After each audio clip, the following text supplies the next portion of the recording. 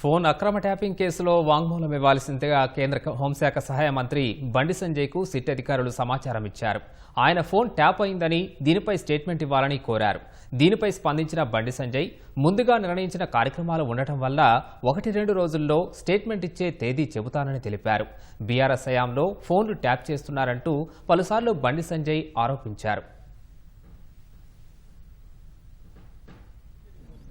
నేను మొదటి నుంచి కూడా ఫోన్ ట్యాపింగ్ విషయంలో అన్ని విషయాలు చెప్తూ వస్తున్నాను. నేను అందరికంటే ముందు ఆరోపణ కూడా చేసినాను.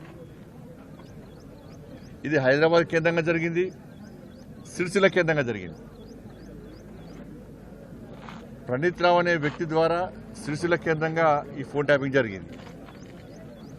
సిరిసిల్ల కేంద్రంగా జరిగిందంటే ఎవరి అనుమతితో జరిగింది, ఎవరి కన్నుసరణలో జరిగిందో అందరికీ తెలుసు.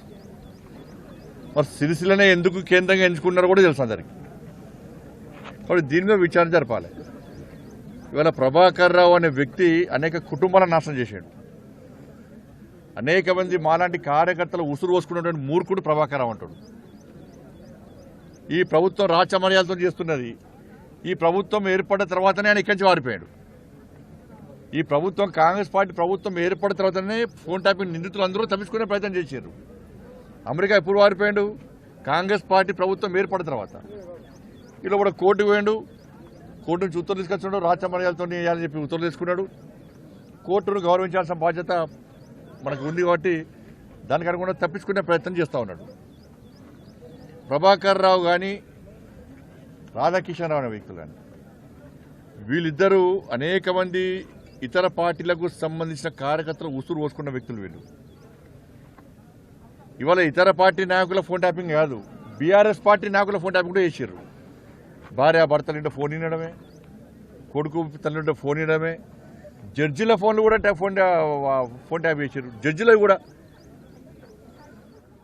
కాబట్టి జడ్జిలు కూడా ఫోన్ ట్యాప్ చేశారు. కాబట్టి దీన్ని సిబిఐకి ఇవ్వాల్సిన బాధ్యత రాష్ట్ర ప్రభుత్వం మీద ఉంది. ఇదే ముఖ్యమంత్రి గారు ఎన్నికల సమయంలో అనేక సందర్భాల్లో సిబిఐ విచారణ జరపాలని ముఖ్యమంత్రి గారు కోరారు, రేవంత్ రెడ్డి గారు కోరారు. మరి వాళ్ళు ముఖ్యమంత్రి అయ్యారు. ఫోన్ ట్యాపింగ్ విషయంలో విచారణ తూతూ మంత్రంగా సాగుతున్నది. వాళ్ళు కేవలం అధికారులకే పరిమితం చేయకండి. ఇవాళ వాళ్ళ వాంగ్మూలంలో ఏం చెప్పారు? పెద్ద ఆయన చెప్తే మేము ఫోన్ ట్యాపింగ్ చేస్తామన్నారు. పెద్ద ఆయన ఎవరు? పెద్ద ఆయన కల్వకుంట్ల చంద్రశేఖర్ రావు అని చెప్పి క్లియర్గా దానిలో వాంగ్మూలంలో ఆ స్టేట్మెంట్లో రికార్డ్ అయి ఉన్నది ఆల్రెడీ.